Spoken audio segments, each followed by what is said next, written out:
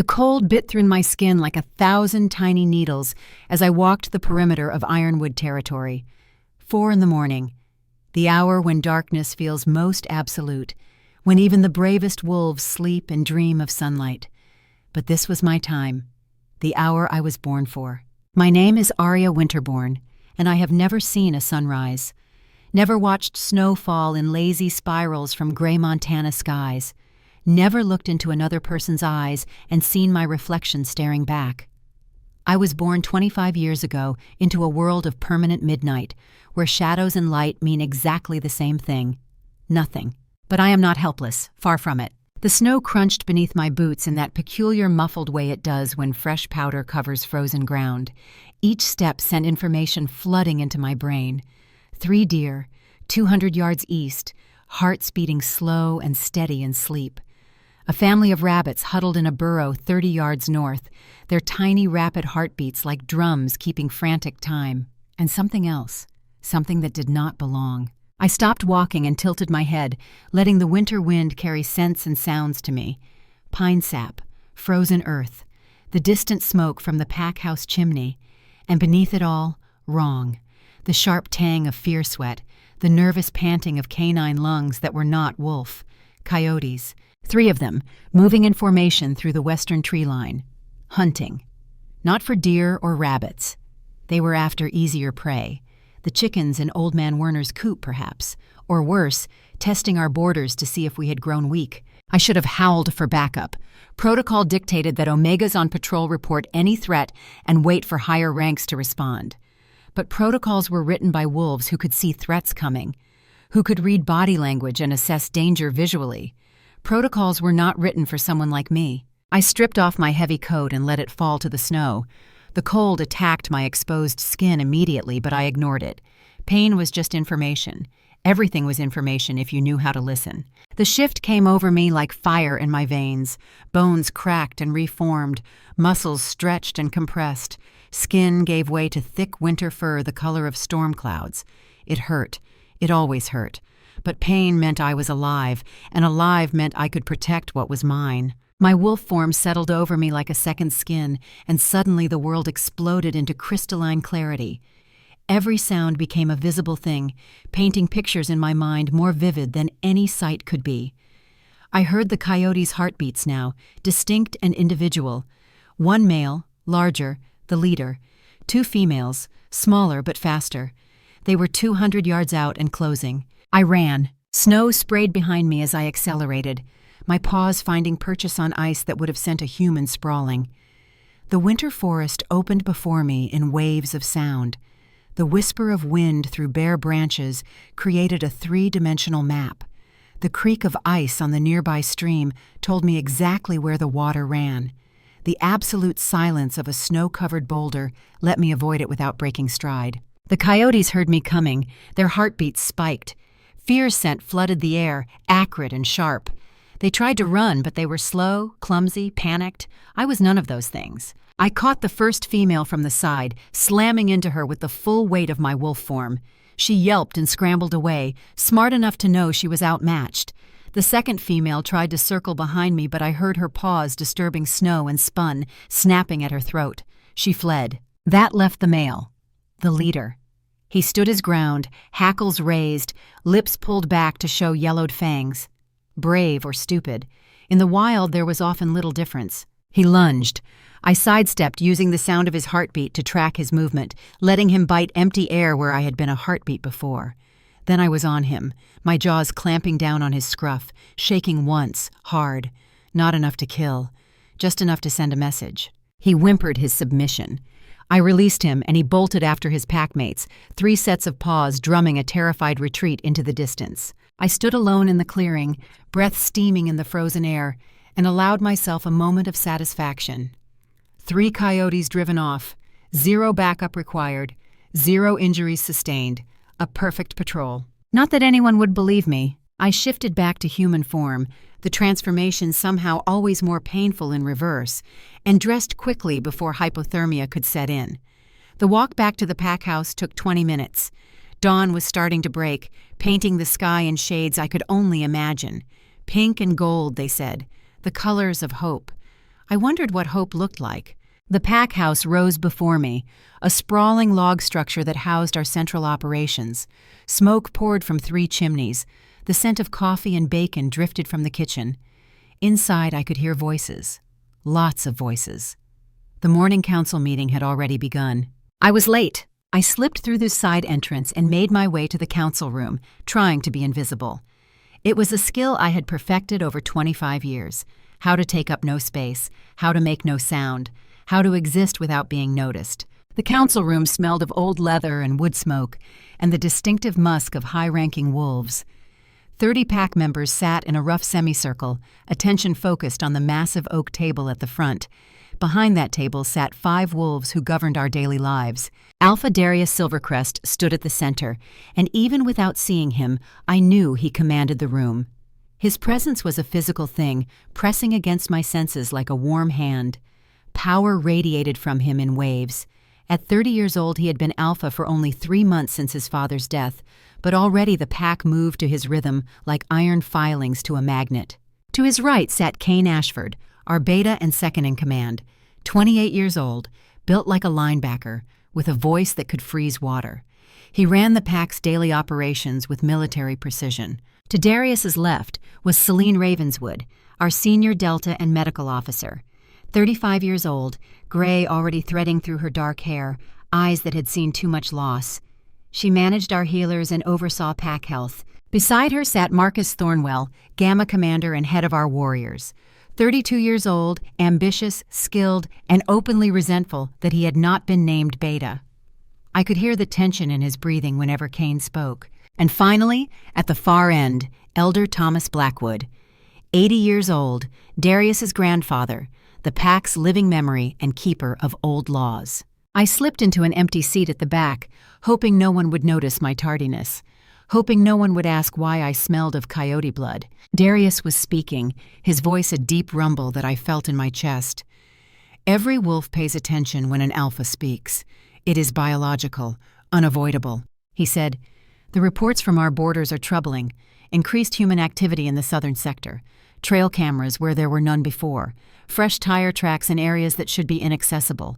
Something is happening and we need to know what." Kane's voice, crisp and professional. "I recommend doubling patrols in all sectors and implementing a 72-hour rotation instead of our current 24. Marcus spoke up, and I could hear the challenge in his tone, even if no one else could. "Doubling patrols means pulling warriors off training. We cannot afford to let our combat readiness slip over what might be paranoid hikers." A moment of tension. Then Darius, calm and commanding. "We do both. Training continues, but we modify the schedule. Rowan, what did your tracking team find last night?" Rowan Ashford stood, Kane's older brother, 30 years old, our best tracker. His voice was steady, factual. 3 sets of human footprints in Sector 7, military-grade boots based on the tread. They were watching the pack house from the ridge. When we moved to intercept, they retreated quickly and efficiently. These were not hikers. Silence fell over the room, heavy and uncomfortable. Darius said, "Recommendations?" Celine spoke for the first time. "We should consider moving the children and elderly to the secondary compound until we know what we are dealing with." "Agreed," Darius said. "Make it happen today. What else?" Kane shuffled papers, and I heard the distinctive rustle of a patrol report. My patrol report. Aria Winterborne reported coyote activity on the western perimeter last night. Given her limitations, I recommend we send a team to verify and assess the actual threat level. My jaw clenched, but I said nothing. Given her limitations. As if being blind made me a liar. As if I had not just driven off 3 coyotes with my own teeth and claws. Darius was quiet for a moment. Then he said something that made every head in the room turn. "Rowan, take 2 wolves to the western perimeter. You will find 3 coyotes, 1 adult male, 2 adult females. The male will have fresh bite marks on his scruff, not deep enough to scar, but enough to send a message. The females will be uninjured, but you will find their prints leading away from our territory at high speed." Aria's report was accurate. Silence. Absolute stunned silence. Darius continued, his voice carrying a note I could not quite identify. "In fact, Aria's reports have been accurate for the past 3 months. Every coyote sighting, every unusual scent, every border incursion. I have been personally verifying them. She has not been wrong once." I felt every eye in the room turn toward me. My face burned. I had never asked for attention, had never wanted it. Attention meant scrutiny, meant questions, meant disappointment. When people realized that, yes, I really was just a blind omega with delusions of usefulness. But Darius was not finished. Which brings me to my next point. Tonight at sunset, we hold the Sentinel selection. 12 of our finest warriors will compete for 3 positions in my personal guard. I am opening this competition to all ranks. Marcus spoke immediately. Alpha, with respect, the Sentinels have always been drawn from Gamma rank and above. It ensures a baseline level of combat effectiveness. Which is exactly why I am changing it, Darius said. There was steel in his voice now. We have been so focused on traditional combat that we have forgotten what Sentinels were originally meant to be. Guards who can detect threats before they materialize. Wolves who can sense danger in the darkness. We need those skills now more than ever. He paused, and I felt his attention shift. Somehow I knew he was looking directly at me, even though I could not see his gaze. Aria Winterborne, I want you to compete tonight. The room erupted. Voices overlapped in a chaos of objections and questions. A blind omega in the Sentinel selection? Impossible. Dangerous. An insult to tradition. What could the Alpha be thinking? I sat frozen, unable to process what I had just heard. Compete? Me? In a trial designed for the Pack's elite warriors? Darius let the noise build for exactly 10 seconds. Then he said quietly, "Enough." Silence fell like a hammer. "This is not a request," Darius said. "It is an order. Aria will compete. If anyone has an objection, you can take it up with me personally after this meeting. Now, unless there is other critical business, we are adjourned." Wolves began filing out, voices already rising again as soon as they crossed the threshold.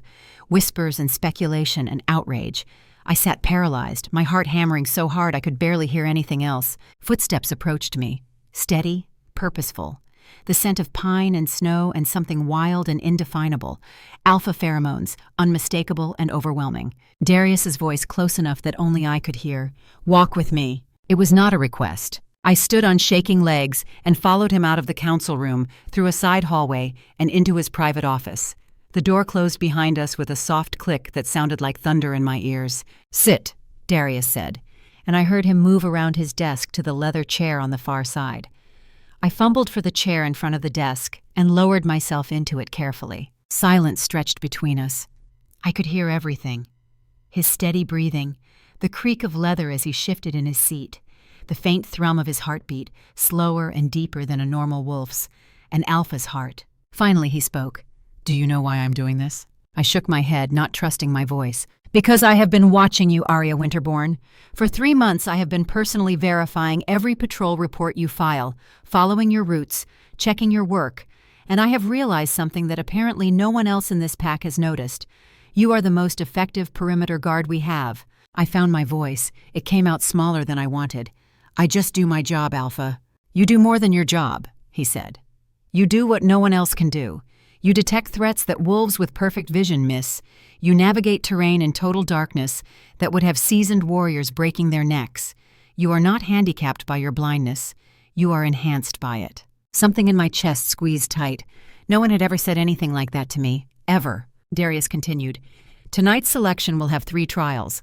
All will be conducted in pitch darkness to level the playing field. If you are as good as I believe you are, you will win. If you win, you will have earned a place in my personal guard, and no one will be able to question it. Do you understand?" "Yes, Alpha." My voice was steadier now. "Good." A pause. "But there is something else you should know. Something I have kept quiet for 7 years. 7 years. The number hit me like a physical blow. 7 years ago, I had been 18 years old, barely recognized as an adult by pack law. 7 years ago, there had been an attack. Hunters had ambushed a patrol. 5 wolves had been injured, 3 killed. One of the injured had been the Alpha's son, Darius. My mouth went dry. The attack. You remember. It was not a question. How could I forget? They had brought him to the healer's cabin more dead than alive. A silver bullet lodged so close to his heart that every heartbeat pushed it closer to killing him. The healers had been afraid to operate. One wrong move and he would bleed out on the table. My grandmother had been there. Elder Eleanor Winterborne, the last confirmed carrier of what she called the old blood.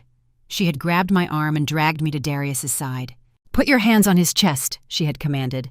"Grandmother, I cannot see, I cannot help." "You do not need to see, you need to listen. Now put your hands on his chest and tell me what you hear." I had obeyed because you did not disobey Eleanor Winterborne. My palms had pressed against blood-slick skin, and I had closed my eyes, pointless though the gesture was, and listened. His heartbeat had been erratic, stuttering. But beneath it, I had heard something else. The whisper of metal against tissue, the flutter of torn muscle, the wet sound of blood pooling where it should not be. My mind had painted a picture more clear than any X-ray. I could see the bullet's position, as if it were lit up in neon. "There," I had whispered, 2 inches below the sternum, 4 inches deep, angled toward the spine. The bullet is pressing against the left ventricle. Every heartbeat pushes it closer. "Can you guide my hands?" the healer had asked, desperate. I could. I did. For 3 hours I had kept my palms pressed to Darius's chest, calling out instructions in a steady voice that belied my terror. Millimeter by millimeter, the healer had extracted the bullet based on nothing but my acoustic sense of its position. When the silver finally came free, Darius had gasped and his heartbeat had steadied, and everyone in the room had sagged with relief. The old Alpha, Darius's father, had entered moments later. He had taken one look at the scene, at me, covered in his son's blood, at the healer holding the extracted bullet, at his son alive against all odds. "No one speaks of this," he had commanded. "If word gets out that my heir was saved by a blind Omega, it will be seen as weakness. As far as anyone knows, Healer Marcus performed a miracle. The girl was not here. No one saw her. Am I understood?" Everyone had nodded. Even my grandmother, though her lips had pressed into a thin line of disapproval. And I had been ushered out a back door and told to go home and forget it ever happened. So I had, or tried to, until now. Darius's voice brought me back to the present. "My father forbade anyone from speaking of what you did that night. He said it would make me look weak, make the pack question my strength if they knew I owed my life to an Omega who could not even see what she was doing." "He was protecting you," I said quietly, "protecting the pack." He was wrong. Steel in those 2 words. He was wrong, and I was too young and too weak to challenge him. But I made myself a promise that night, Aria. I promised that when I became Alpha, I would make sure you received the recognition you deserved, that I would make sure everyone knew what you were capable of. "You do not owe me anything," I said. "I did what anyone would have done. You did what no one else could have done." He stood, and I heard him walk around the desk. His footsteps stopped directly in front of me. "And I owe you everything. My life, my position as Alpha, the future of this pack. All of it exists because you heard what no one else could hear." I did not know what to say to that. His hand touched my shoulder, gentle but firm. "Tonight you will prove yourself to the pack. You will show them what I already know, that you are not a liability, you are a weapon, and after tonight, no one will ever dismiss you again." Something in his voice made my breath catch. This was not just about recognition or gratitude. There was something else, something deeper. "Why does this matter so much to you?" I asked. Silence. Then so quietly I almost missed it. "Because I have been watching you for 3 months, and every day I become more certain that you are the most remarkable wolf I have ever met." My heart stuttered. "Alpha, I do not understand." "You will," he said. "Tonight, after the trials. If you win, which I believe you will, come find me. There are things we need to discuss, things I have been holding back for far too long." He stepped away, and I heard him move toward the door. "You should rest before tonight. Eat something. The trials will be physically demanding." "Yes, Alpha." His hand touched the door handle. Then he paused. "Aria, when we are alone, you can call me Darius." Before I could process that, he was gone, the door closing softly behind him. I sat in his office for a long time after, my mind spinning. What had just happened? Why was the Alpha taking such a personal interest in me? And what were these things he needed to discuss? I had no answers. Only questions and a strange fluttering in my chest that I had never felt before. The day passed in a blur. I returned to my small cabin on the edge of pack territory and tried to rest, but sleep would not come. My mind kept replaying the conversation with Darius, the warmth in his voice, the certainty, the promise of something unspoken. As sunset approached, I dressed in the simple athletic clothes required for the trials. Leggings and a tank top, both black, both flexible enough to allow full range of motion. I braided my hair back from my face and tried to calm my racing heart. Tonight would change everything. I could feel it. The gathering point was the central clearing, a natural amphitheater ringed by ancient pines. I arrived to find it already filled with wolves. The entire pack had turned out to watch the Sentinel selection. This was entertainment, spectacle, the chance to see the pack's finest warriors compete for the highest honor, and the chance to see the blind Omega make a fool of herself. I could feel the stares like physical things pressing against my skin, hear the whispers, not quite quiet enough. What is she doing here? This is a joke. She will not last 5 minutes. The Alpha must have lost his mind. I kept my head high and walked to where the other competitors were gathered. 11 warriors, all male, all ranked Gamma or above, all capable of tearing me apart with their bare hands if they chose. Marcus Thornwell stood at the center of the group, and I could feel his attention lock onto me like a missile acquiring a target. "Well, well," he said, voice dripping with false cheer. "If it is not our resident Omega, tell me, Winterborne, are you lost? The nursery is back by the pack house." A few chuckles from the other warriors, not cruel exactly, just the casual mockery of men who could not conceive of me as a threat. I said nothing. There was no point. Marcus stepped closer. I could smell the challenge on him, acrid and aggressive. "Seriously, why are you here? This is not a charity event. This is a competition for warriors. You will get hurt." "The Alpha ordered me to compete," I said quietly. "I am following orders." "The Alpha," Marcus repeated, and now there was an edge to his voice. "Yes, our new Alpha certainly has interesting ideas about tradition, about strength, about what it means to be a sentinel." Before I could respond, a howl cut through the evening air. Not a call to hunt or a warning of danger. This was the Alpha's howl, commanding attention. Every conversation stopped instantly. Darius emerged from the tree line in human form, flanked by Cain and Elder Thomas. The crowd parted before him like water. He walked to the center of the clearing and turned slowly, making eye contact with every wolf present. When his gaze passed over me, I felt it like a physical touch, even though I could not see it. His voice rang out clear and strong. "We are gathered tonight for the Sentinel selection. 12 warriors will compete. 3 will be chosen to serve in my personal guard. These 3 will be responsible for my safety, for intelligence gathering, and for the protection of our most critical assets. This is not a game. This is not an honor to be taken lightly. This is a sacred duty that has been performed by our finest wolves for over 1,000 years." He paused, letting his words sink in. "The trials tonight will test 3 essential qualities. First, awareness. A sentinel must be able to detect threats before they materialize. Second, adaptability. A sentinel must function in any environment under any conditions. Third, judgment. A sentinel must make split-second decisions that could mean the difference between life and death for the entire pack." Darius turned, and I knew he was looking at the competitors now. "All trials will be conducted in total darkness. No light sources, no thermal vision, no advantages except your natural abilities. This is how sentinels operated for centuries before electricity. This is how we honor the old ways." A murmur ran through the crowd. Even seasoned warriors struggled in pitch blackness. "The first trial begins now," Darius said. "Competitors, follow me." He led us deep into the forest, far from the clearing, until we reached a section I knew well. The maze, a natural formation of boulders and fallen trees that created a labyrinth of dead ends and false paths.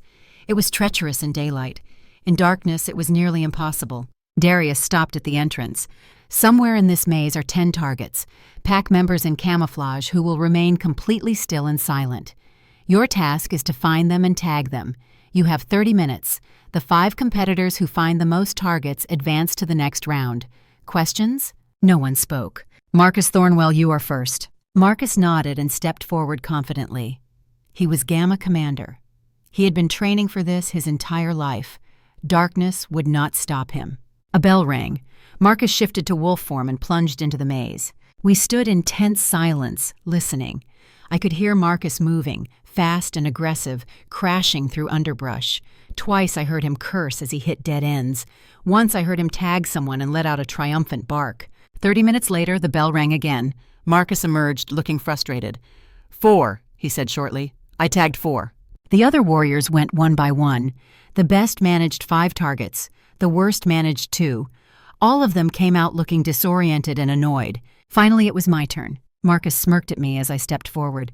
"Good luck, Winterborne. Try not to break your neck." I did not acknowledge him.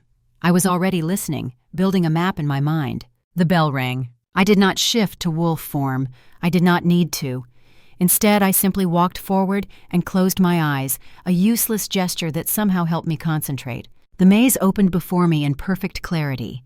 Not visual clarity, acoustic clarity. Every surface had a distinct sound signature. The smooth faces of boulders created clean echoes. The rough bark of fallen trees absorbed sound and created dead zones. The spaces between obstacles created channels where air moved differently.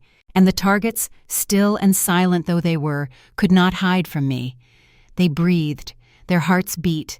Their body heat created minute differences in air temperature that I could sense through sound. I walked directly to the first target, reached out and tapped his shoulder. Tag. A gasp of surprise from the pack member. Second target. Third. Fourth. I moved through the maze like I had built it myself, never hesitating, never taking a wrong turn. By the time I reached the 10th target, I still had 20 minutes remaining. I tagged him and walked back to the entrance. The silence that greeted me was absolute and stunning. Darius's voice, carefully neutral. "How many?" "All of them, Alpha. 10 out of 10. Another moment of shocked silence. Then the clearing erupted in noise, cheering from some, angry muttering from others, disbelief from everyone. Marcus looked like someone had hit him in the face with a shovel. Darius raised a hand and silence fell. Time for the results. 4 minutes and 17 seconds. That is the new record for the maze trial. He looked at me, and I could hear the smile in his voice. "Well done, Sentinel Winterborne." Sentinel, not competitor, not Omega, Sentinel. Something warm bloomed in my chest. But we were not done yet. 2 more trials remained. The second trial took us to a different section of forest. This one studded with wire trip lines and pressure plates. The task was simple. Cross from one side to the other, detecting and avoiding every trap. The first 4 competitors set off half the traps. The 5th managed to avoid them all, but took over an hour to do it. The 6th broke his ankle on a hidden route and had to be carried out. When my turn came, I did not hesitate. Wire made a distinctive high-pitched hum when under tension. Pressure plates created hollow echoes in the ground beneath them. Air moved differently around obstacles. I walked through the trapped forest like it was a garden path, calling out the location of each hazard as I passed it.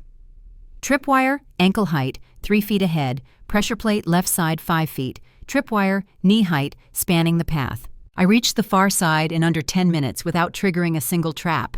The crowd was no longer muttering. They were stunned into silence. 3 competitors remained for the final trial, chosen from those who had performed best overall. Me, Marcus, and a young warrior named Devon who had shown impressive adaptability. Darius led us to a clearing I had never visited before. In the center was a small, raised platform. "The final trial is simple," he said. 3 of you. 1 platform. Last one standing earns automatic selection as head sentinel. The other 2 will be chosen based on overall performance. Marcus smiled. This was his element. Combat, dominance. He outweighed me by at least 80 pounds of pure muscle. Devon was even larger. "Rules," Darius continued. "No killing, no permanent injury. When someone yields or is rendered unconscious, they are out. All 3 of you will fight simultaneously. Begin on the bell." We climbed onto the platform. It was perhaps 20 feet across, wooden, slightly slick with evening dew. Around us, the entire pack gathered to watch. The bell rang. Marcus and Devon immediately turned on each other, recognizing each other as the primary threats. They grappled, snarling, each trying to throw the other off the platform, which meant they forgot about me. I moved around the edge of the platform, silent, listening to the rhythm of their combat. Marcus was stronger, but Devon was faster. They were evenly matched, pouring all their focus into each other. I heard the moment Marcus overextended, putting all his weight into a throw that Devon sidestepped. Marcus stumbled forward, off balance for just a heartbeat. I swept his legs. He went down hard, crashed into Devon, and both of them tumbled off the platform in a tangle of limbs and cursing. Silence. Then the elder's voice, tinged with something that might have been amusement. "Aria Winterborne wins." The crowd exploded. I stood on the platform, breathing hard, hardly able to believe what had just happened. I had won. I had actually won. Darius climbed onto the platform beside me. His hand found my shoulder and squeezed gently. 3 trials, 3 victories. You are not just a sentinel, Aria. You are head sentinel, my personal guard, effective immediately. The formal words, the public acknowledgement, everything I had never dared dream of. But it was what he said next, too quiet for anyone else to hear, that made my heart stop. Now come with me. We need to talk about the trials, about your abilities, and about the bond I have felt pulling me toward you for the past 3 months. Bond, that word changed everything. But before I could respond, a sound reached my ears that made every hair on my body stand up. Distant, too distant for anyone else to hear yet, but unmistakable. Engines, multiple vehicles, moving fast through the forest where no vehicles should be. And something else. The metallic click of weapons being loaded, the sharp chemical smell of silver. "Alpha!" I said urgently, cutting off his next words. "We have incoming. 8 armed humans, maybe more. They are heading straight for us." Darius went still. "You are certain?" "I can hear their engines, their weapons. They are military grade, and Alpha." I turned to face him, even though I could not see him. "They know about us. They are hunting us." For a moment no one moved. Then Darius threw back his head and let out a howl that made the forest itself seem to shudder. The warning call, the battle cry, the sound that meant our world had just changed forever. And somewhere in the darkness, 8 engines revved louder, closing the distance. The hunt had begun. The world exploded into chaos. Darius's howl still echoed through the trees when the first explosion tore through the western perimeter. The ground shook beneath my feet, and the sharp crack of splintering wood filled the air. Then came the screams, high-pitched and terrified, the sounds of children crying out in fear. The family compound. They had hit the family compound first. Darius shifted mid-stride, his body flowing from human to massive white wolf in the space between heartbeats. Around us, the pack responded instantly, generations of instinct overriding conscious thought. 30 wolves shifted in a wave of cracking bones and tearing fabric, the air filled with the scent of musk and power and barely controlled rage. I shifted too, letting my wolf form settle over me like armor.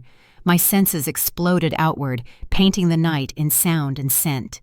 8 vehicles, just as I had said. But now I could hear more. 32 human heartbeats. No, 34, 36. They kept coming. Darius's mental voice cut through the pack bond, clear and commanding. "All warriors to the family compound. Protect the children first. Elderly and injured fall back to the bunker. Sentinels with me. We end this fast." I ran. The forest blurred around me, trees becoming pale ghosts, defined by the whisper of wind through branches. Behind me I heard the pack split, half breaking toward the compound, half forming up around Darius as he charged toward the incoming threat. The family compound materialized through the trees. 3 cabins, or what was left of them. The westernmost structure was nothing but flaming timber and shattered logs. The other 2 were damaged but standing. Pack members streamed out carrying children, their faces masks of terror and determination. Celine was there already, shifted back to human form, her hands covered in blood as she worked on a wounded wolf. Lucas, one of our younger warriors, silver bullet in his shoulder, the wound smoking and refusing to heal. He was screaming, the sound raw and animal and wrong. I shifted back to human, ignoring my own nakedness. Modesty had no place in a war zone. Celine looked up as I approached, and for once there was no judgment in her eyes, only desperate relief. She said, "I cannot get the bullet out. Every time I try to extract it, he convulses. The silver is spreading through his system."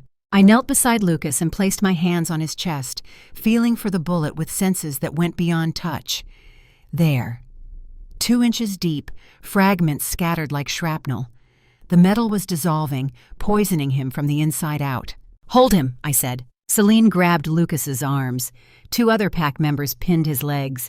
I closed my eyes, unnecessary gesture that it was, and listened to the map his body created.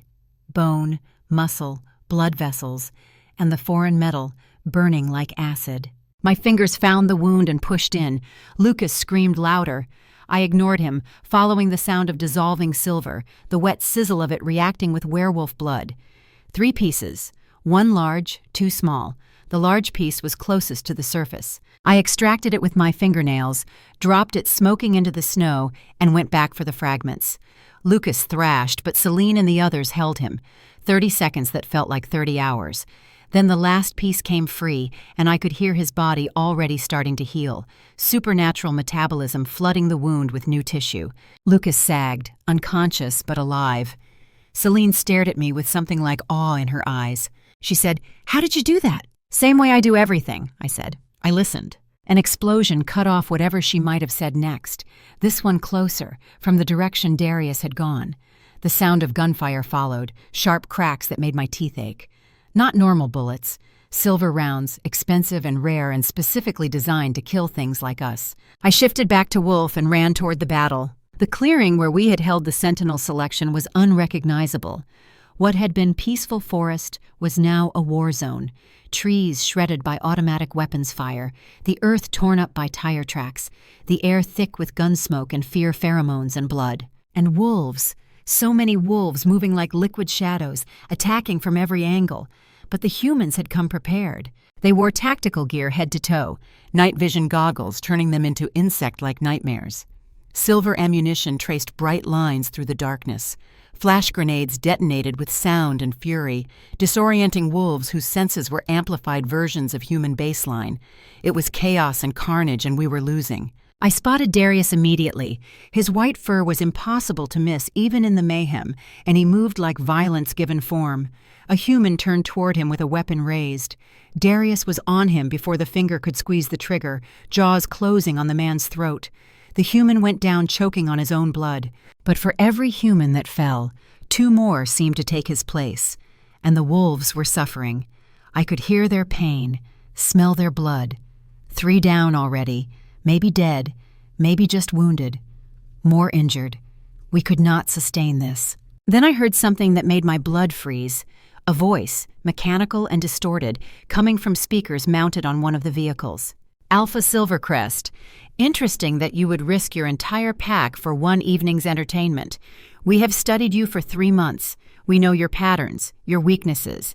Your precious Sentinel trials provided the perfect opportunity to catch you all in one place." The voice paused, letting those words sink in. 3 months. The same amount of time Darius had been Alpha. They had been watching us the entire time. The voice continued, "Surrender the Sentinel Aria Winterborne, and we will leave peacefully. Refuse, and we will exterminate every wolf in this clearing. You have 60 seconds to decide." Darius shifted to human form, standing naked and blood-splattered in the middle of the carnage. His voice when he spoke was calm, almost conversational. "Who are you?" "You may call me Colonel Harker.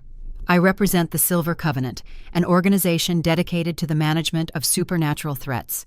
Your kind has existed in shadow for too long. That ends tonight." "Management," Darius repeated. "Interesting word for genocide." "We prefer the term strategic population control. Now 45 seconds. I shifted to human and stepped out of the tree line before I could talk myself out of it. Darius's head whipped toward me, his eyes going wide with something that looked like panic. He said, "Aria, no." "Yes," I said simply. I raised my voice so the humans could hear. "I am Aria Winterborne. If I come with you, you will let my pack go?" Silence. Then Harker's mechanized voice, tinged with satisfaction. "Smart girl. Yes. You come peacefully. We leave peacefully. You have my word." "Your word means nothing," Darius snarled. "Aria, get back in the trees. That is an order." I ignored him, something I had never done before, something that probably broke a dozen pack laws. But this was bigger than laws. This was survival. I could hear the pack's heartbeats, rapid and terrified, could smell their blood, could sense their exhaustion. They would fight to the last wolf if Darius commanded it, but they would lose. We would all lose. I walked forward slowly, hands raised, trying to project surrender. "Let them see me," I said. "Let them verify I am who you want. Then I will go with you." Movement in the trees. 6 humans emerged, weapons trained on me, night vision goggles making them look like aliens. One of them, taller than the others, stepped forward and pulled off his goggles. Even without seeing his face, I knew this was Harker. His heartbeat was slower than the others, controlled, the rhythm of a man who had done this 100 times before. He said, "Miss Winterborne, your reputation precedes you. Our intelligence suggested you possessed extraordinary acoustic abilities, but I confess I doubted the reports. No longer." "Let my pack go," I repeated. "They are already free to leave. My business is with you alone." He gestured to 2 of his men. Tranquilizer, not bullets. She is worth more alive. One of them raised a different weapon, this one with a wider barrel. I heard the compressed air release, and something slammed into my shoulder. Not a bullet, a dart. I felt the liquid inject, burning cold spreading through my system. My legs went numb. The world tilted. The last thing I heard before darkness took me was Darius's anguished howl, a sound of rage and grief and helpless fury that made my heart break even as consciousness fled. I woke to the smell of antiseptic and metal and human sweat. My body felt heavy, limbs unresponsive. The tranquilizer was still working its way through my system. I kept my breathing steady, my eyes closed, and listened. Machines, the hum of electricity through wires, computer fans, fluorescent lights buzzing overhead, and voices, multiple humans talking in the clipped tones of people who had worked together for years. A woman's voice, clinical and detached. Subject is female, 25 years old, presenting with congenital blindness. Initial examination shows no abnormalities in physical development. Visual cortex, however, shows unprecedented neural remapping. The areas typically used for visual processing have been entirely repurposed for auditory analysis. A man's voice, older, authoritative. Harker. Can we replicate it? In theory, yes, with enough subjects and enough time. The genetic markers are clear. This is not a random mutation, but a bred trait, likely maintained through selective mating over multiple generations. How many generations? Based on the complexity of the neural changes? At least 800 years, possibly twice that. This is not new, Colonel. Someone somewhere was breeding wolves for this specific purpose long before modern medicine existed. Harker made a sound that might have been satisfaction. The old legends spoke of sentinel wolves, night guardians who could fight in absolute darkness. I always assumed they were metaphorical. Apparently not. What do you want to do with her? Full workup, blood samples, tissue samples, brain scans, genetic sequencing, and we test the limits of her abilities. I want to know exactly how her acoustic sense functions and whether it can be reproduced in normal humans. If we can give our soldiers even a fraction of her capabilities, it would revolutionize night operations. The woman hesitated. Colonel, she is pregnant, possibly 8 to 10 weeks based on hormone levels. Invasive testing could risk the fetus. Another pause. Then Harker, cold and calculating. Even better, we will have 2 subjects instead of 1. The hybrid genetics will be invaluable. Proceed with all testing. If she miscarries, we simply try again with the next viable female. Rage flooded through me, burning away the last effects of the tranquilizer. He was talking about my child, about creating more children, more subjects, more weapons, about treating living beings like laboratory experiments. I opened my eyes for all the good it did me and said clearly, "You will die for this." Motion in the room, the sound of chairs scraping back. Harker's voice, closer now, directly in front of me. Awake already. Impressive metabolism. Most humans would be unconscious for another 6 hours. I am not human, I said, and neither is the pack that is coming for me. Oh, I am counting on them coming. Harker's tone was almost gleeful. This facility has been specifically designed as a large-scale werewolf trap. When your alpha brings his warriors to rescue you, they will walk right into a kill box. We will have dozens of subjects instead of just 1. You should be thanking me. Your sacrifice will advance our understanding of supernatural biology by decades. I tested my restraints. Thick leather straps around my wrists and ankles, secured to a metal table. Silver threading woven through the leather. I could feel it burning against my skin, preventing me from accessing the strength of my wolf form. I was trapped. But I was not helpless. I tilted my head, listening past the immediate room. The facility was massive, 3 stories, maybe more. Concrete construction, built like a bunker. Dozens of humans moving through it, their hearts and footsteps creating a 3-dimensional map in my mind. Security systems humming, ventilation ducts carrying air and sound. Weak points. There were always weak points. You cannot escape, Harker said, reading something in my posture. The restraints are silver reinforced. The room is soundproofed. No one can hear you, and you cannot break free. Accept your situation, Miss Winterborne. Cooperate, and we will make this as painless as possible. I do not need to escape, I said. I just need to wait. For what? Your alpha? I told you this entire facility is a trap. When he comes, he dies. No, I said and smiled. When he comes, you die, because you made one critical mistake. And what would that be? You assumed I was the only one with special abilities. I leaned back against the cold metal table.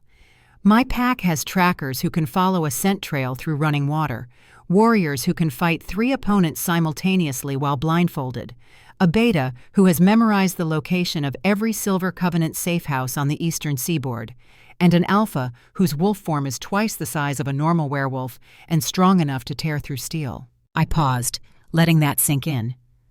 But the real mistake?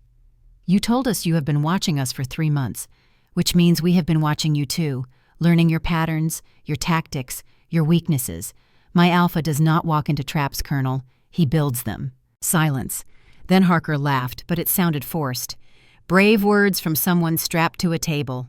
Not brave, honest. You wanted to test my abilities? Here is a test.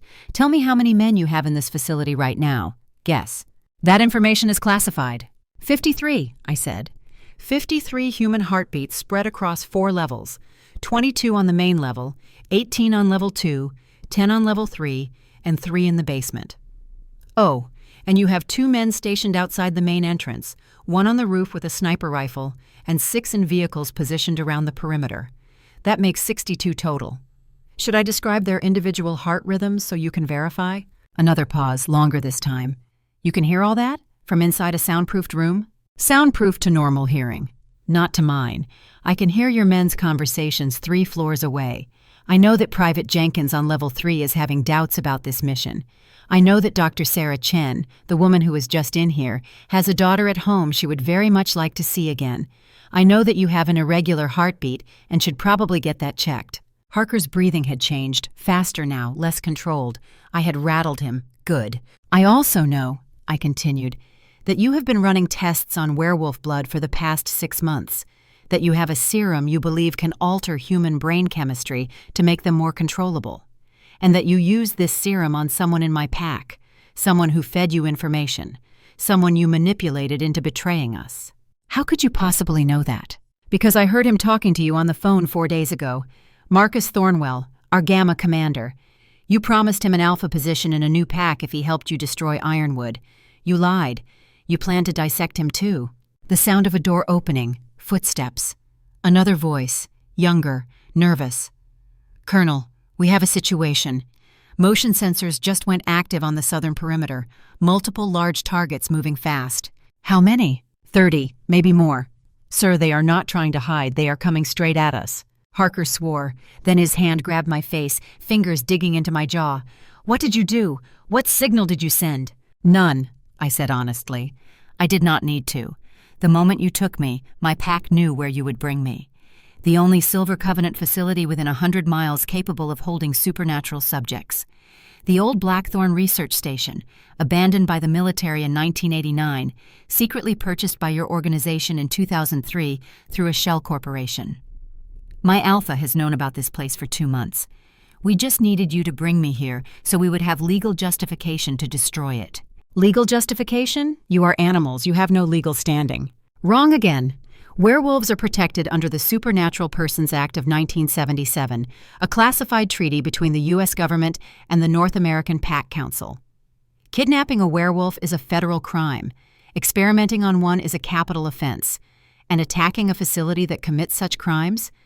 That is legally considered justified defense.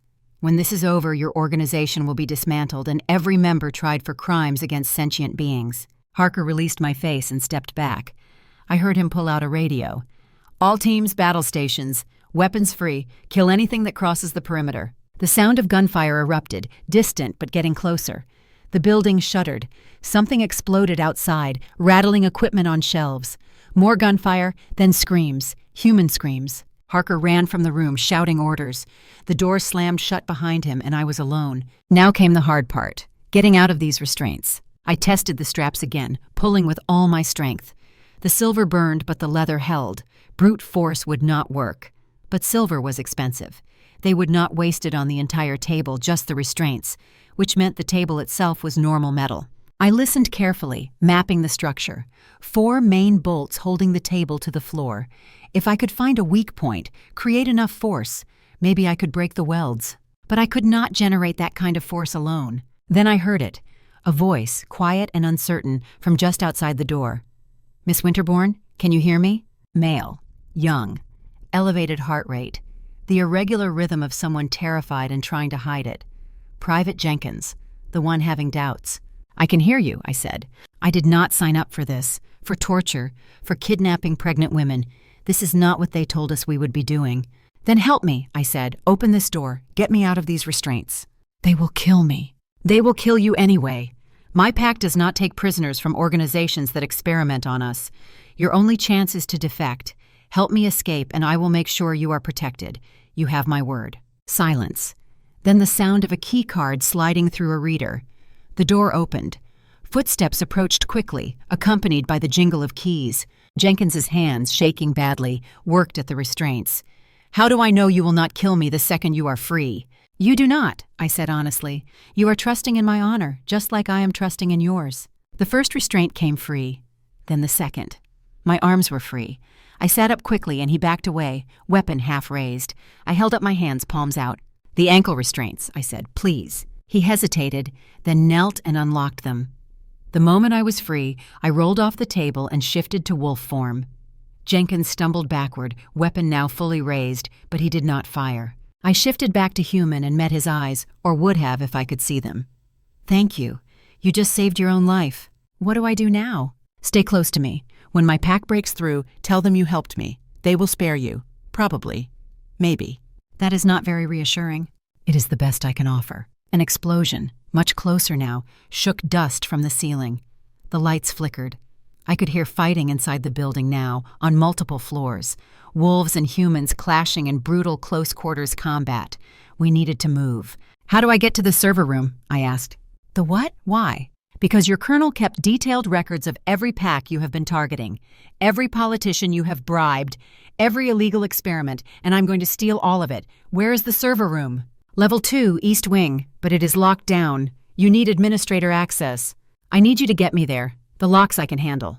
Jenkins stared at me for a long moment, then seemed to come to a decision.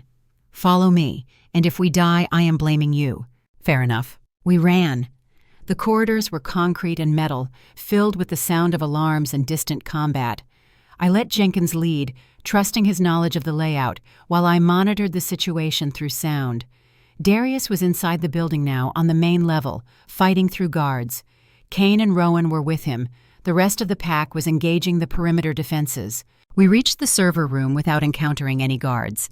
Jenkins swiped his card, and the door opened onto a room full of humming equipment and blinking lights. I could hear the data flowing through fiber optic cables, a high-frequency whisper that normal humans would never detect. "Find the hard drive marked Silver Dawn," I said. "It will be the one accessing the most data." Jenkins moved to a terminal and started typing. "Got it, but it is encrypted. I cannot just pull it." "Yes, you can." I placed my hand on the server tower, feeling the vibrations. "Third drive from the top. Just remove it. We will decrypt it later." "That will trigger alarms." "The building is already under attack. More alarms will not matter." He opened the tower and extracted the drive. The moment he did, alarms did indeed blare, louder than before. And I heard something worse, the sound of gas starting to flow through the ventilation system, poison gas. "We need to leave," I said, "now." We ran back into the corridor just as the gas started to fill it, visible as a faint greenish haze even to my useless eyes, because it distorted the sound of air moving through it. Jenkins pulled out a gas mask and put it on, then looked at me with sudden horror. "I only have one mask. You cannot shift while pregnant. If you breathe this, you will die." I could already feel it burning my lungs, my werewolf healing struggling to keep up with the toxin. He was right. I had maybe 60 seconds before my body shut down. Then Jenkins did something I would never forget. He took a deep breath, held it, and pulled off his mask. "Here, take it. You will die." "You are pregnant. I am not. Take the damn mask." I hesitated only a second, then put it on. The relief was immediate, clean air flooding my lungs. Jenkins started running back the way we had come, holding his breath, his face already turning red. We were 20 feet from the stairwell when he stumbled, gasping despite himself, and fell. I caught him, or tried to, but he was too heavy. He hit the floor hard and lay there convulsing as the gas filled his lungs. Then a massive white wolf burst through the door at the far end of the corridor, followed by 2 others. Darius. He saw me, saw Jenkins dying, and shifted to human form in mid-stride. "Aria," he breathed, pulling me against him hard enough to hurt. "I thought I lost you." "I am here, but he helped me, Jenkins. He gave me his mask. We have to save him." Darius looked at the human convulsing on the floor, then at me, then back at Jenkins. I saw the decision in his face. Humans who helped werewolves were rare and precious. Humans who sacrificed themselves for them were worth saving. He scooped Jenkins up and ran toward the exit. Kane and Rowan cleared the way, tearing through the last guards between us and freedom. We burst out of the building into clean night air. I ripped off the mask and Jenkins gasped, choking, his lungs trying to remember how to work. Celine was there immediately. "Lay him down, I can help him." While she worked on Jenkins, I looked around at what had become a battlefield. Dead humans and dead wolves scattered across torn earth. The Silver Covenant vehicles were burning. The building was on fire in 3 places.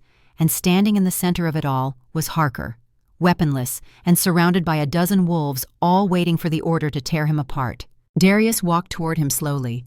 He did not shift back to wolf. He stood there naked and blood-covered and radiating enough fury to make the air shimmer. "You made a mistake," Darius said quietly. "You took my mate. You threatened my child. You declared war on every werewolf in North America, and now you are going to pay for it." Harker laughed, the sound slightly unhinged. "You think killing me stops this? I uploaded all of Miss Winterborne's genetic data to 12 labs worldwide. The Sentinel project is bigger than one facility, bigger than one man. Even if you kill me, they will hunt your child. They will never stop." Darius looked at me. I held up the hard drive Jenkins had pulled. "Not if we have evidence. Not if we make this public. Supernatural Persons Act, remember? The government will not protect an organization that violates treaty law. Silver Covenant will be dismantled. Every member hunted down and prosecuted. You made the critical mistake of documenting everything." Harker's face went pale. "You cannot prove it is authentic. We will claim it is falsified." "Wrong again," I said, "because Private Jenkins here will testify to everything he witnessed. And Dr. Chen, who I suspect would very much like immunity in exchange for her testimony. And all the other members of your organization who are about to realize that loyalty to a sinking ship is just another word for suicide." Darius turned to Kane. "Take Harker to the council. Let them decide his fate. No summary execution. We do this by law." Kane nodded and shifted to Wolf, along with 2 others. They herded Harker toward waiting vehicles while he screamed threats and promises that rang hollow in the cold night air. Then Darius was pulling me close again, his hands in my hair, his face buried against my neck. "Never again," he whispered. "I am never letting you out of my sight again. When they took you, when I thought I might lose you forever, I felt like my heart was being ripped from my chest." "I knew you would come," I said. "I never doubted. I smelled your fear on the wind, felt your terror through the bond, and I could not do anything except watch them take you away. It was the worst moment of my life." I pulled back slightly, putting my hands on his face. "But I'm here now. We are here, and we won. We won this battle. But Harker was right about one thing. This is bigger than one facility. Silver Covenant has resources, connections, labs around the world. They will come for you again, for our child." "Then we prepare," I said. "We take this evidence to the Pack Council. We force them to acknowledge the threat. And we build something new. A force dedicated to hunting the hunters. We call it the Night Guard." Darius was quiet for a long moment. Then he smiled, fierce and proud. "The Night Guard, led by my Sentinel. I like it." "Not just your Sentinel," I said. "Your mate, your Luna, your equal." Something shifted in his eyes. Heat, hunger, the primal recognition of the bond between us. "Is that a challenge?" "It is a fact. Accept it." Instead of answering with words, he kissed me. Not gentle, not asking permission. Claiming and being claimed in return. When we finally broke apart, we were both breathless, and the wolves around us were very carefully looking anywhere else. "The pack house," Darius said, his voice rough. "We need to get everyone home, treat the wounded, count the dead, and then you and I need to have a very long conversation about boundaries and following orders, and what it means to offer yourself as bait without discussing it with your alpha first." "Looking forward to it," I said. He growled, but there was no anger in it, only affection and exasperation and something deeper that made my heart race. We gathered the pack and made the long journey home. 3 wolves had died in the attack. Another 7 were seriously wounded. But we had survived. More than that, we had struck a massive blow against an enemy who had hunted us from shadow for decades. In my pocket, the hard drive felt like it weighed 1,000 pounds. This was not just data. This was ammunition. Evidence. the beginning of a war that would be fought in courtrooms and council chambers as much as on battlefields. But tonight, we had won. Tonight, we were alive. And tonight, I would sleep beside my alpha, my mate, the father of my child, and let tomorrow worry about itself. The moon hung full and bright overhead, turning the world to silver and shadow. And for the first time in my life, I thought I understood what light must look like. Not the absence of darkness, but hope made visible. We were the night guard. We were the ones who fought in darkness so others could live in light. And this was only the beginning. 3 months had passed since the night Silver Covenant tried to destroy us. 3 months since I had been strapped to that table, pregnant and terrified, listening to a madman discuss my child like it was a laboratory specimen. 3 months since Darius had torn through concrete and steel to bring me home. The world had changed in those 3 months. We had changed it. I stood in the grand hall of the Continental Pack Council, my hand resting on the swell of my belly where our daughter grew strong and healthy. Around me, 50 alphas from packs across North America and Europe sat in judgment. The air was thick with power, with testosterone, with the accumulated authority of thousands of years of werewolf tradition. And they were all watching me. Darius stood to my right, solid and unwavering. He wore the formal regalia of an alpha presenting to the council. Dark suit, silver wolf head pin, the ceremonial blade of his bloodline at his hip.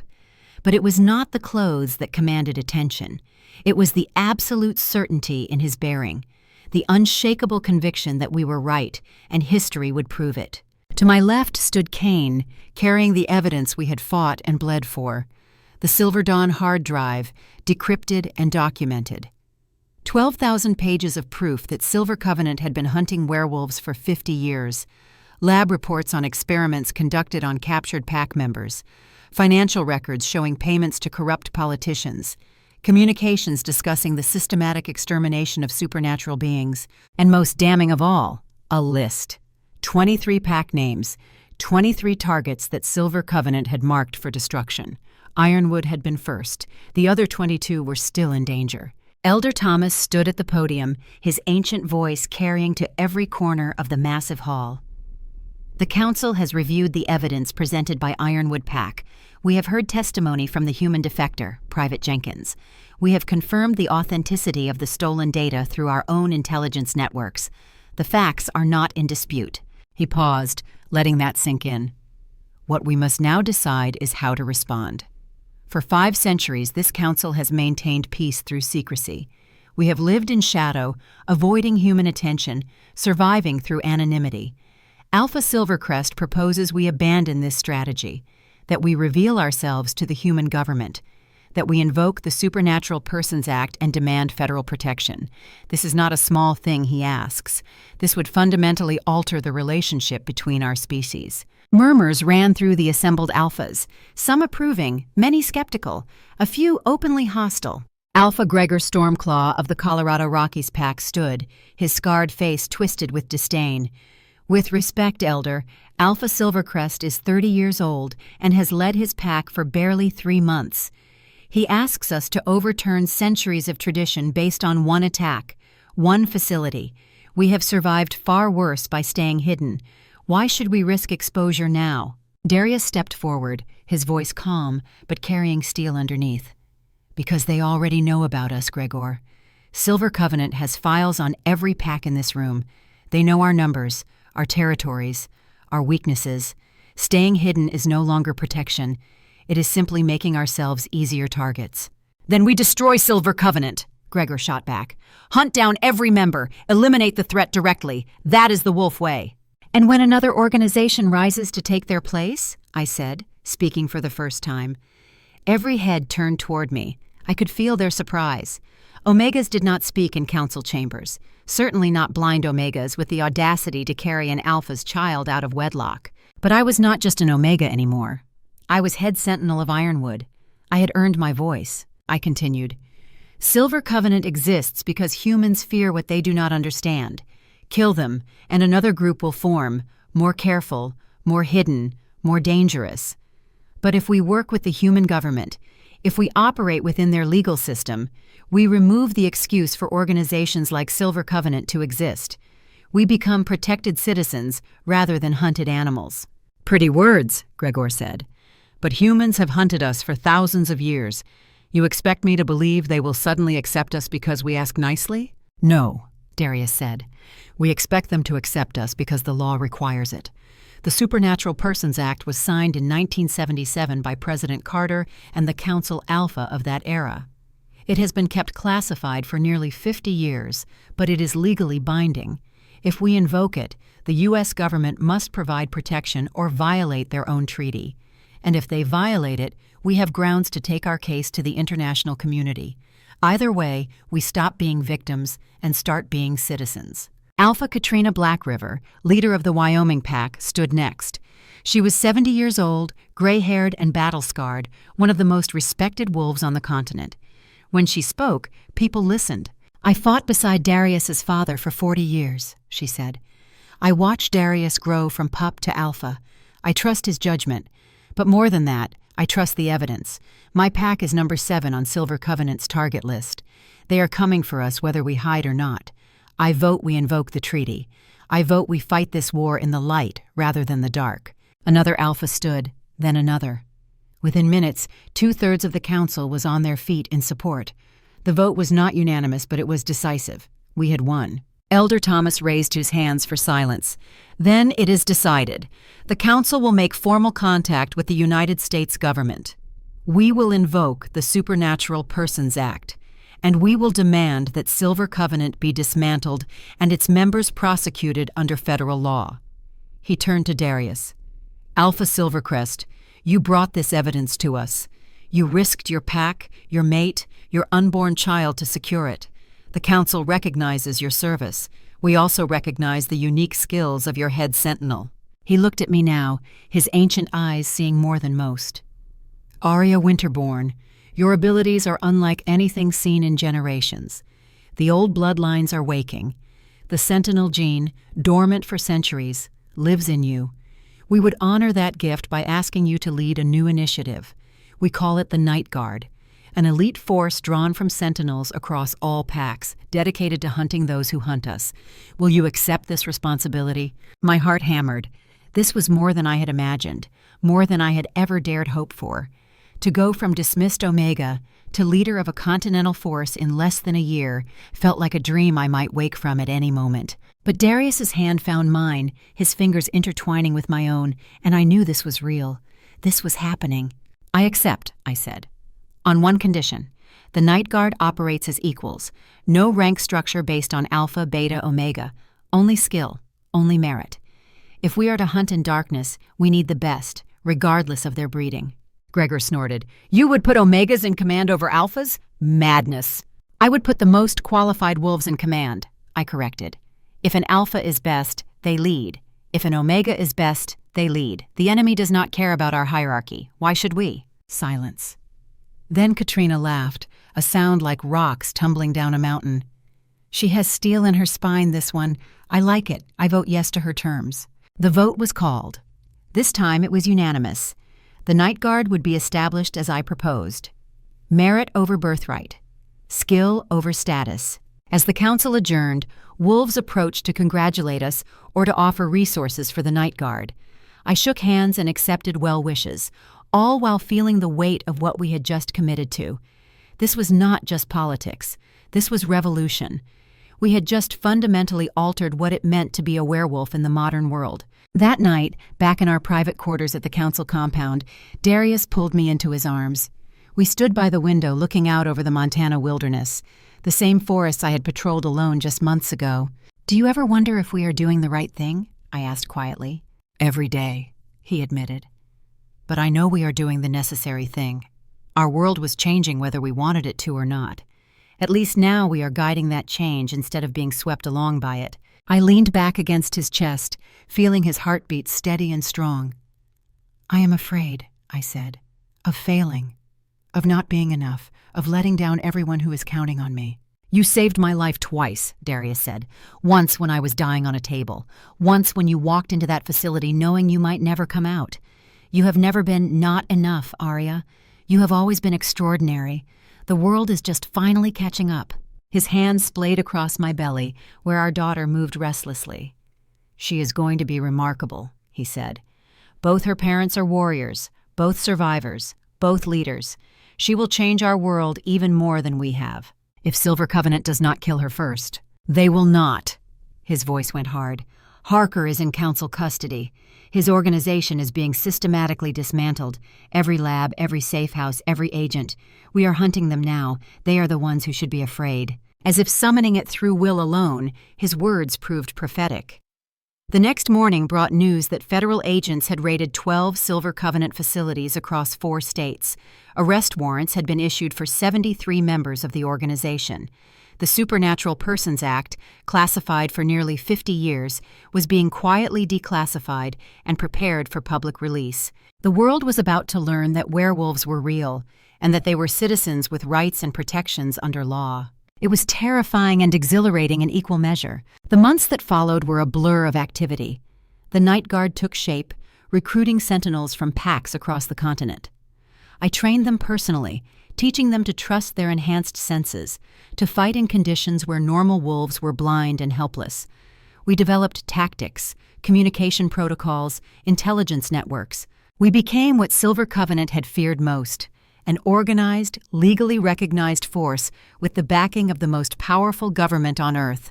Darius split his time between leading Ironwood and supporting my work with the Guard. He never tried to control or direct what I built.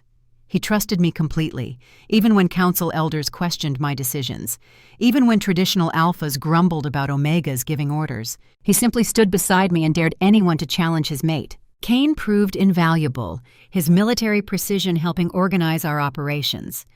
Rowan led our tracking teams, hunting down the scattered remnants of Silver Covenant. Celine trained our medical response units, ensuring we could treat injuries in the field without human hospitals. Even Marcus found redemption. He had indeed been influenced by Harker's serum, a chemical cocktail that amplified aggression and paranoia while suppressing rational thought. It did not excuse his betrayal, but it explained it. The council sentenced him to 5 years' service with the Night Guard, working directly under my command. He proved to be one of our most dedicated members, as if trying to atone for his actions through sheer determination. And Jenkins, Private Jenkins, who had given me his gas mask, who had helped me steal the evidence that brought down his own organization. He became the Night Guard's liaison to human law enforcement, the bridge between species. His testimony in federal court had been instrumental in securing convictions against Silver Covenant leadership. He often said I saved his life that night. I always corrected him. We saved each other. 6 months after the council vote, Darius and I stood together in the Great Hall of Ironwood Packhouse for our formal mating ceremony. Not the emergency bond we had formed in crisis, but the traditional joining recognized by pack law and now, incredibly, by human law as well. I wore a dress of silver and white, chosen by Celine and the other pack females who had insisted I could not get mated in combat fatigues. My hair was braided with winter flowers. Around my neck I wore my grandmother's crescent moon pendant, the one inheritance she had left me. Darius wore formal dress more elegant than I had ever heard him in, all crisp fabric and ceremonial significance. But it was not his clothes that made my breath catch. It was the absolute devotion in his voice when he spoke the old vows. I claim you as mate, as Luna, as equal and partner. I promise to protect, to provide, to honor you in all things. Your enemies are my enemies. Your joys are my joys. Your burdens are mine to share. From this day until my last breath, you are mine and I am yours. I responded with the same vows, my voice steady despite the emotions threatening to overwhelm me. When we sealed the bond with a kiss, the pack howled their approval, and I felt the connection between us solidify into something unbreakable. Not just love, not just attraction, but a supernatural bond that transcended flesh and blood. We were mated, Luna and Alpha, partners in every sense. The celebration that followed was joyous and raucous, filled with food and music and wolves celebrating the official recognition of what had been true for months. Even the elders who had once dismissed me as a useless Omega now treated me with respect, bordering on reverence. I had proven myself not through birthright, but through action. And in doing so, I had changed what was possible for every Omega who came after me. Late that night, Darius and I retreated to our private cabin on the edge of pack territory, the same cabin where he had first revealed the truth about saving his life, where he had first kissed me and set everything in motion. We lay together in the darkness, my very pregnant belly making certain positions challenging but not impossible. His hand rested on my stomach, feeling our daughter kick and turn. "What should we name her?" I asked. "I was thinking Eleanor," he said, "after your grandmother, the woman who saw your potential when no one else did." Tears pricked my eyes. She would have liked that. And for a middle name, perhaps Katrina, after the alpha who stood with us when we needed allies most. "Eleanor Katrina Silvercrest," I said, testing the name. "She sounds like someone who will change the world." "She will," Darius said with certainty, "because she will be raised by parents who already have." We fell asleep like that, wrapped around each other, protected by pack and law and love. For the first time in my life, I felt truly safe, truly valued, truly home. But peace, I would learn, is always temporary. I went into labor 3 weeks later, on a cold December night when snow fell thick and fast outside our cabin. Celine was there, along with 2 other experienced midwives. Darius held my hand and let me crush his fingers with every contraction, never once complaining. Labor lasted 14 hours. 14 hours of pain that made fighting Silver Covenant seem pleasant by comparison. But when Eleanor finally emerged, screaming and perfect, every second of agony was worth it. Celine placed her in my arms, and I held my daughter for the first time. I could not see her face, but I heard her heartbeat strong and steady, smelled her unique scent, milk and warmth and something indefinably mine, felt her tiny fingers wrap around my thumb with surprising strength. "She is beautiful," Darius said, his voice thick with emotion.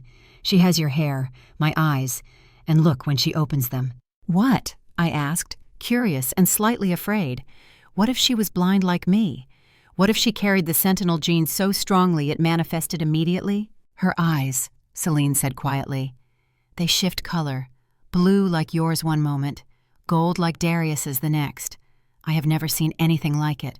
Over the following days, we discovered the full extent of Eleanor's unique gifts. She could see perfectly well, tracking movement and faces with normal infant focus. But when she closed her eyes, when she blocked out visual input, we realized she could echolocate just like I did. She had inherited my acoustic sense alongside normal vision. She was a bridge between worlds, able to function as a normal wolf or as a sentinel depending on need. The council was fascinated. Geneticists who had studied the sentinel bloodline for decades had never seen the trait manifest alongside normal vision. Eleanor was unique, a hybrid of old gifts and new, and she would not be the last. Within a year of our mating, 3 other sentinel bloodline carriers in different packs gave birth to children showing similar dual abilities. The dormant gene was waking across the entire species, triggered by something in the modern world. Perhaps stress. Perhaps the need for evolution in the face of new threats. Whatever the cause, it meant the next generation of werewolves would be more capable than any that came before. Eleanor grew quickly, as werewolf children do. By 6 months she was walking. By a year she was speaking in full sentences. By 18 months she was shifting between human and wolf forms with an ease that left experienced adults envious. And she was curious about everything. She wanted to know how things worked, why people made the choices they did, what lay beyond the next hill. She inherited Darius's natural authority and my analytical mind, a combination that promised to be either magnificent or terrifying depending on the day. The Night Guard flourished. We successfully dismantled the remains of Silver Covenant and prevented 3 copycat organizations from gaining traction. We established formal relationships with human law enforcement, serving as consultants on supernatural cases. We even began training programs, teaching human officers how to work safely with werewolf partners. The world had changed. We had changed it, and there was no going back. But with every victory came new challenges. Not all humans were happy about the revelation of werewolves. Hate groups formed. Protests erupted. Politicians debated whether the Supernatural Persons Act should be expanded or repealed. We faced discrimination and fear and ignorance, but we also found allies. Humans who saw us as people rather than monsters, who recognized that we had lived peacefully alongside them for centuries, who understood that diversity made society stronger, not weaker. It was a long fight. It would be a long fight for generations to come. But we were no longer fighting in shadow. We were fighting in the light, with law and truth on our side. 2 years after Eleanor's birth, Darius and I stood together on a ridge overlooking Ironwood territory.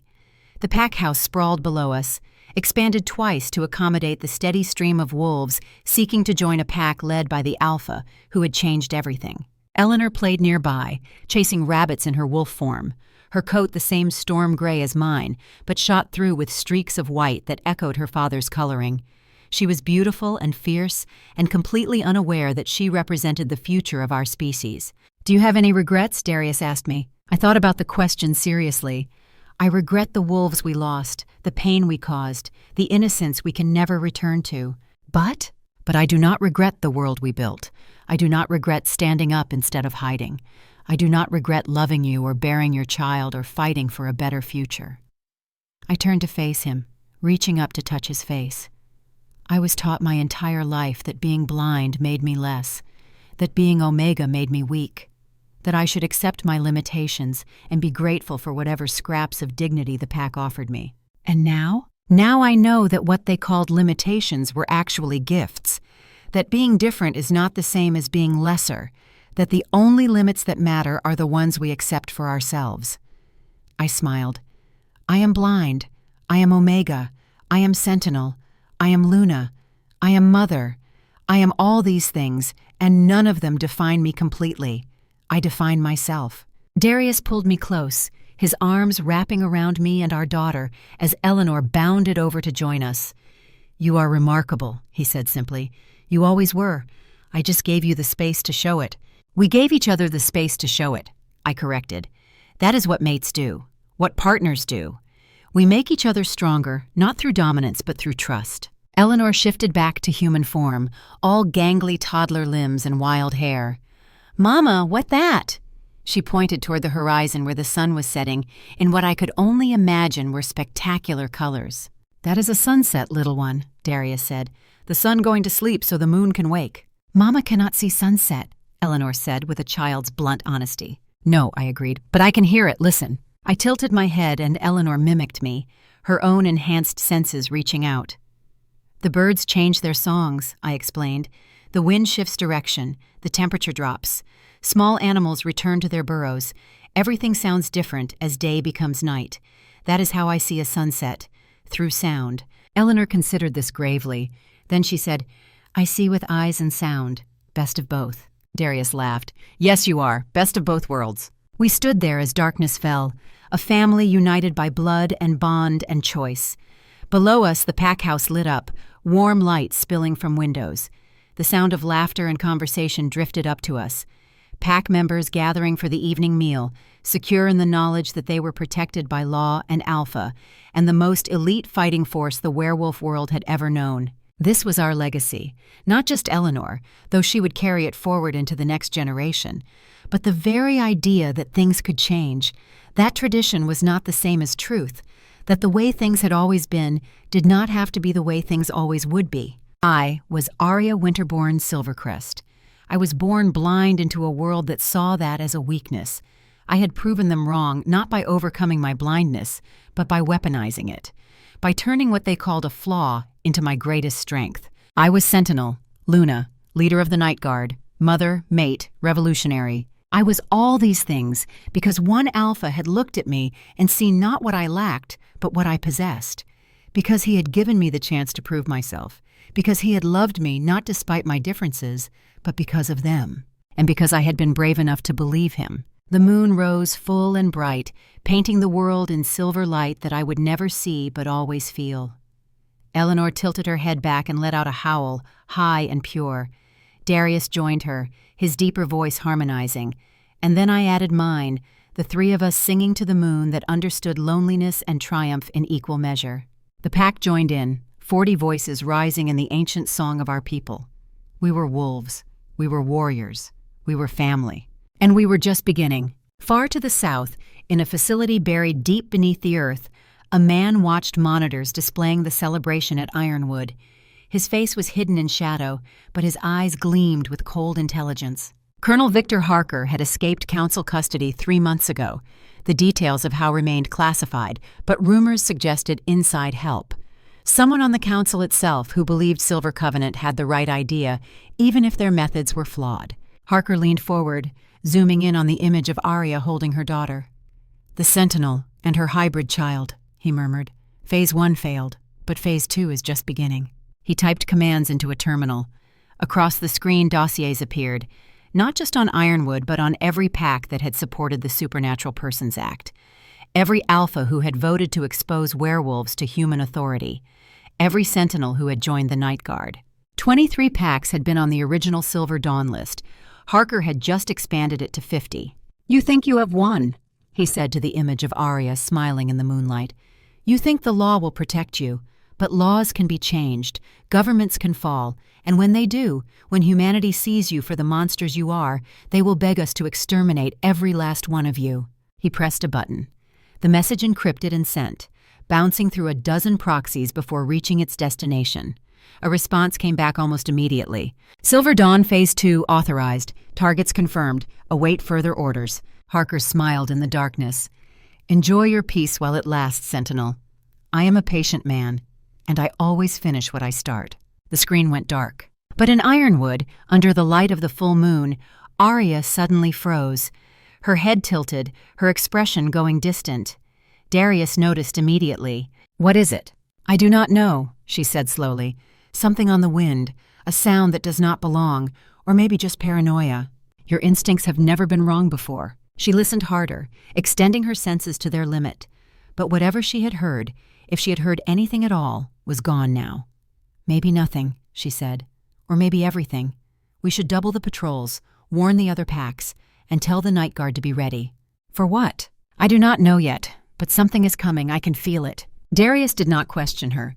He simply pulled out his phone and started making calls. Within an hour, every pack on the continent would know that the head sentinel had sounded a warning.